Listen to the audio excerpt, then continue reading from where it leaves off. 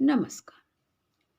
आज हम आप सभी को सुनाने जा रहे हैं भगवान शालिग्राम की उपासना से भयानक प्रमेह रोग का नाश।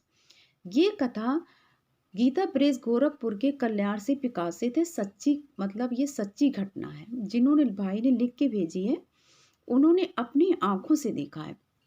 तो वो लिख के भेजते हैं कि एक दिन की बात है, मैं अपने परिचित वैद्य जी के पास बैठा था।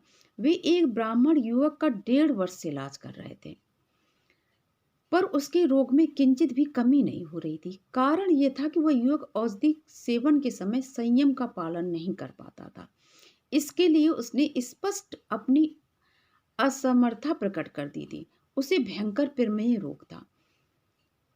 बहुत सोच विचार कर अंत में वैद्य जी ने सोचा कि इनसे वो तो होगी नहीं, जो जैसे कि वैद्य जो दवा देते हैं तो उसमें बहुत सारे खाने पीने में रोग लगा देते हैं कि आपको ये चिकनी चीजें नहीं खानी, तली चीजें नहीं खानी है, इस तरह से। लेकिन वैद्य जी ने सोच लिया कि ये सब तो ये आप करने से रहे। तो उन्होंने क्या किया कि अंत में शालिग्राम जी की सेवा बताई, जिससे 3 मास में उनका रोग सर्वथा निर्मूल हो गया। मतलब जो 1.5 साल से वैद्य जी इलाज कर रहे थे जिन भाई जी का, वो नहीं सही हो पाए। और जब उन्होंने शालिग्राम जी की पूजा बताई तो वो उससे सिर्फ 3 महीने में ठीक हो गए।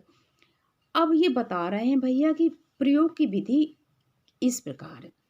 शालिग्राम जी की एक कृष्ण वर्ण की शिला लाएं, नई मिल जाए तो सर्वोत्तम है। उन भगवान शालिग्राम को प्रतिदिन पाद अर्ध आचमन करवाकर पंचामृत से स्नान कराएं। पंचामृत में शुद्ध दुग्ध, 2 छटाक दही, 1 छटाक शुद्ध शहद एवं 1 तोला गोघृत, गोघृत मीन्स गाय का घी, 3 मासे और शुद्ध देसी शक्कर का बूरा। जैसे हम लोग शक्कर डालते भगवान जी के दूध में, तो वो बूरा वाली शक्कर होनी चाहिए जो कि 1 तोला हो। इस पंचामृत से स्नान कराने के बाद शुद्ध जल से स्नान करवाकर श्री शालिग्राम जी को सिंहासन पर विराजित कर दीजिए। और स्नान करते समय ये श्लोक उन्होंने बताया जो हम आपको बता रहे हैं। अमृतांशु भवो भानु सस बिंदु सुरेश्वरा, औषधम जगता सेतु सत्य धर्म पराक्रमा। ये श्लोक बोलना है। विष्णु सहस्त्र नाम का ये 44 श्लोक है। बार बार बोलता जाए। जैसे कि हम भगवान जी की सेवा कर रहे हैं तो इस श्लोक को बार बार बोलना है। फिर शालिग्राम जी को भगवान जी को पाद दे, अर्घ्य, आचमन, स्नान, वस्त्र, चंदन, पुष्पमाला, धूप, दीप, नैवेद्य, आचमन, तांबूल, तांबूल मीन्स पान होता है, फल, आरती तथा पुष्पांजलि सब इसी मंत्र से, मतलब जैसे कि हम शालिग्राम जी की पूजा कर रहे हैं तो इस मंत्र को बराबर पढ़ते जाना है। स्नान कराने के पश्चात एक तुलसी पत्र को शालिग्राम की प्रतिमा के नीचे रखना है। उस तुलसी दल पर भगवान को आप विराजमान कर दीजिए। फिर एक तुलसी दल शालिग्राम जी के ऊपर भी चढ़ाना है। तदंतर घिसे हुए मलयागिरी चंदन, ऐसा होना चाहिए जो कि लकड़ी वाला चंदन आता है, तो मलयागिरी शुद्ध सफेद चंदन कई तरह का होता है, एक लाल भी होता है, एक हल्का पीला भी होता है, लेकिन इसमें लिखा है कि शुद्ध सफेद चंदन होना चाहिए, कि कम से कम 1 तोला पिष्टी अवश्य चढ़ाएं। उसको मतलब इतना घिस लें कि कम से कम 1 तोला मीन्स 1 चम्मच तो उसका लेप बन ही जाना चाहिए। चंदन घिसते समय उसमें 2 रत्ती शुद्ध केसर डाल दी जाए। भीमसेनी कपूर अवश्य मिलाया जाए। कपूर मिलता है, दुकानों में मिल जाता है भीमसेनी कपूर।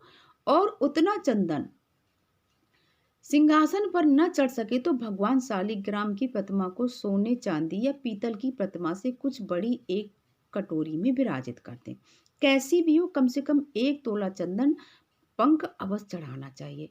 फिर आंवले का मुरब्बा या सिंघाड़े की आटे से बने लड्डू का नैवेद्य भोग लगाया जाए, या दोनों ही चीजों का भोग जाए। भोग लगाते समय भी ये उपर्युक्त मंत्र बोलना ना भूलें। एक बार मैं मंत्र फिर से पढ़ देती हूँ। अमृतांशु अमृतांशुद्भवो भानु शशिबिंदु सुरेश्वरा, औषधम जगता सेतु सत्य धर्म पराक्रमा। भोग लगाते समय भी इस मंत्र को जरूर बोलना है। पूजा समाप्त होने के बाद श्रीमद् भागवत के नारायण कवच या गोपाल कवच का पाठ करके उपयुक्त मंत्र की 108 दाने की एक माला का जप कर लें। जैसे आपने इतनी पूजा करी फिर उसके बाद नारायण कवच, ये श्रीमद् भागवत में है इसका वर्णन, और इसका हमने एक वीडियो भी बना के रखा हुआ है। तो इससे ये होता है कि अगर आप नारायण कवच का पाठ करेंगे, सिर्फ नारायण कवच का अगर आप हिंदी में पाठ करते हैं तो 5 मिनट से ज़्यादा समय नहीं लगता है। फिर नैवेद्य लगाएँ और प्रसाद को पाकर ऊपर से भगवान के स्नान का, जो आपने जो भगवान जी को, शालिग्राम जी को स्नान कराया है, वो पंचामृत पी लिया जाए। दूसरे दिन जब आप स्नान करें, तब पहले दिन का चढ़ाया हुआ तुलसी चंदन सब स्नान के पंचामृत में आ जाना चाहिए। इस प्रकार भगवान शालिग्राम की उपासना करने पर 20 प्रकार के भयानक से भयानक प्रमेह आदि रोग तथा स्त्रियों के प्रदर आदि रोग सर्वथा नष्ट हो जाते हैं। ये प्रयोग परीक्षित है। हमारे कहने का मतलब ये है कि जो भैया ने लिख के भेजा है, तो ये नहीं है कि मतलब किसी को प्रमेह है या प्रदर रोग हो तो ही इसको ठीक करना। ये एक असाध्य से असाध्य बीमारियों को इस विधि से शालिग्राम की पूजा करके आप अपनी बीमारियों को ठीक कर सकते हैं। ये एक सत्य घटना है। हरे कृष्ण।